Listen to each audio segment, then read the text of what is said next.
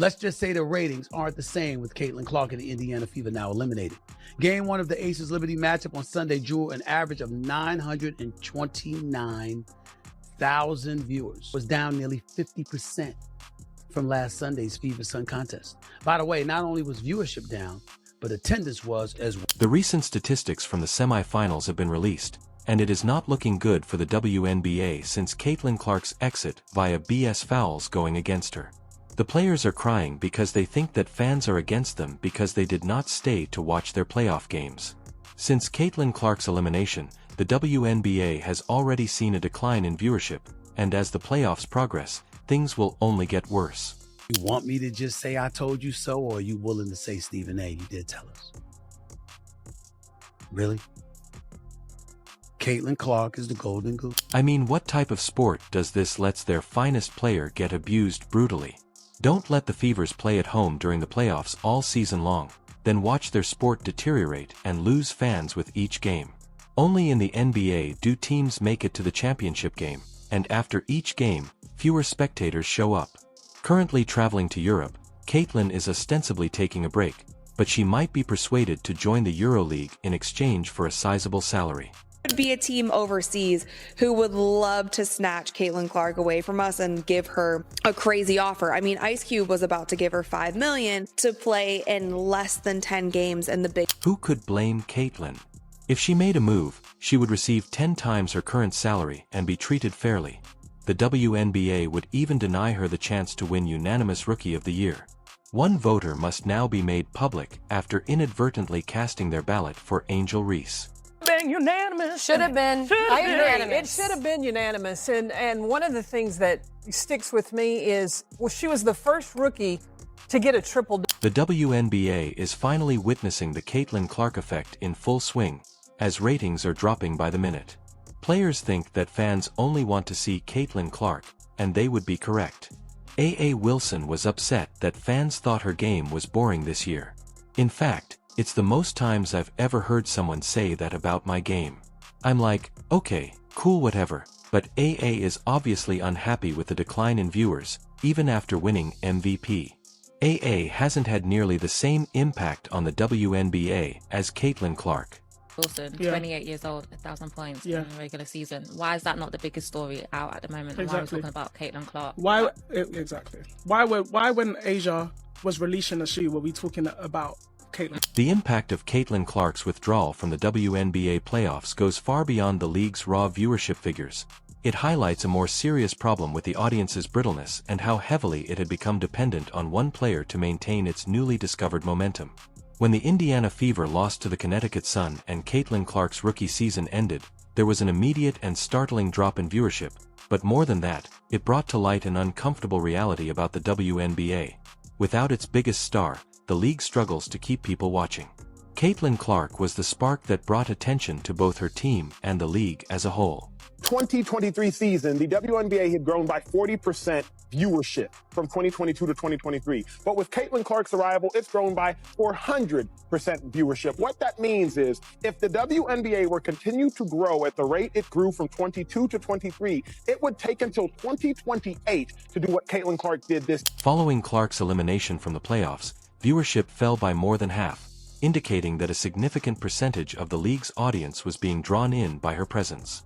This cannot be disregarded or written off as an anomaly.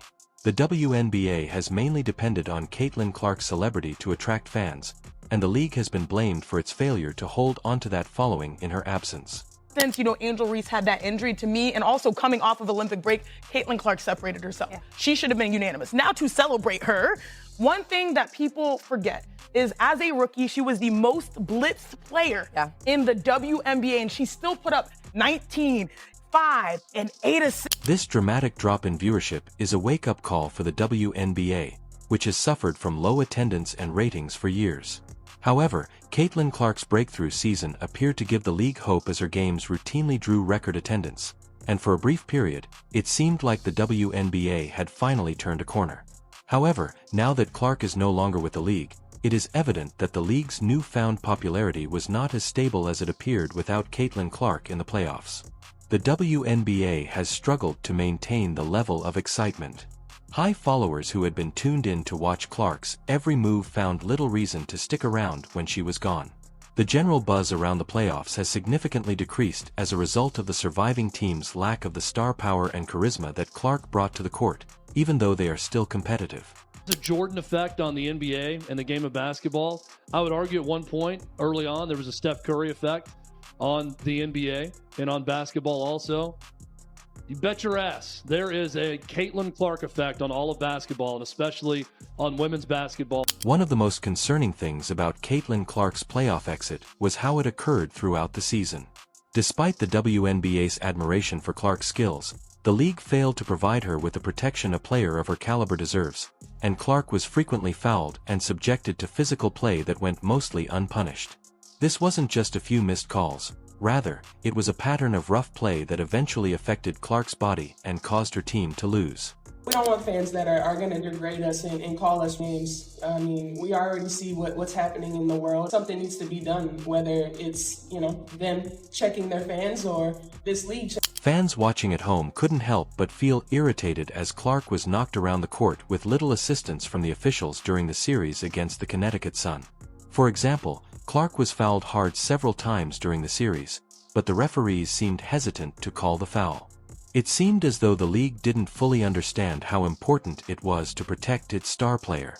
The WNBA has long struggled with officiating, especially when it comes to physical play, but when the player at the heart of your league's comeback is being treated this way, it becomes a much bigger problem. The WNBA cannot afford to let its biggest star be beaten down like this, especially when she is so important to the league's success.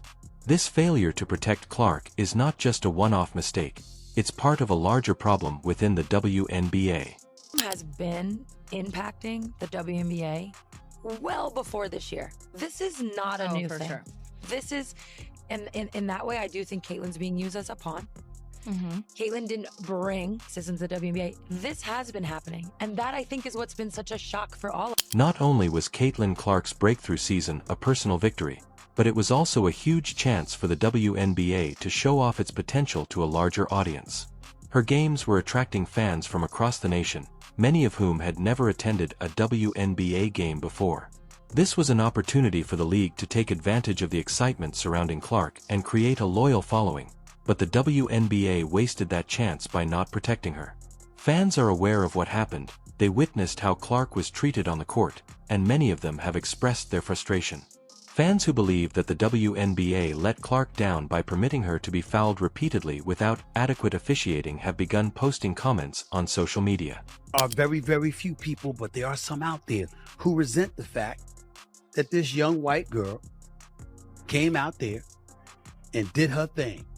Rookie of the Year, 4th in the league for MVP voting, assist leader, one of the top leading scorers after the Olympic Games. She put on a show, validating all the attention she was receiving. Due to this, there is a growing belief that the league is not doing enough to safeguard its stars, which may have long-term effects on fan loyalty. The WNBA is currently in a vulnerable situation. Caitlin Clark has already contributed more to the league in a single season than many players do in a whole career, but the league runs the risk of losing the very players who are advancing the sport if it does nothing to safeguard her and other players like her. This is about the league's future, not just about winning games. Number of viewers for WNBA games that Caitlin Clark is not in is like 3 to 4 million. When she's in the game, when it's her game playing, it's like 17 million. Yeah. Well, I also look at the attendance in the arena. Yes. It's 8 to 10,000 everywhere else. Caitlin Clark, 17, 18,000. As if fans weren't enough angry by Caitlin Clark's elimination from the playoffs, despite her record-breaking season and her indisputable impact on the development of the WNBA, another controversy quickly followed. Given the influence Clark had on the court and in terms of viewing, it was unexpected that she did not receive unanimous Rookie of the Year recognition. Despite Clark's outstanding efforts throughout the season, one voter chose to vote for a different player instead. Reese Angel. If you are rooting against Caitlin Clark because you like another team, there's very few of them. I'm excited even if it's that. I'm excited to see who it is. Many fans were incensed by this choice. How could anyone vote for anyone else but Caitlin Clark, who had single-handedly raised the WNBA's prominence and served as the catalyst for the league's surge in popularity? To make matters worse, it felt like a slap in the face to Clark and her supporters that she didn't win unanimous Rookie of the Year. The WNBA has chosen to keep the identity of the single voter who voted for Reese over Clark anonymous. Fans' displeasure has only increased as a result of this lack of openness, as many believe that Clark is not receiving the credit she merits from the league. Second half really set the tone for me, for her to be, and should have been, the unanimous Rookie of the Year. And it wasn't just one triple-double. She had 2 on the season. And this is why we would love for the WNBA to make voting not anonymous. Because if you were the person that had that one vote, you should just be able to stand on it, and we should know who. Following Clark's elimination from the playoffs, viewership fell by more than half, indicating that a significant percentage of the league's audience was being drawn in by her presence. This cannot be disregarded or written off as an anomaly. The WNBA has mainly depended on Caitlin Clark's celebrity to attract fans, and the league has been blamed for its failure to hold onto that following in her absence.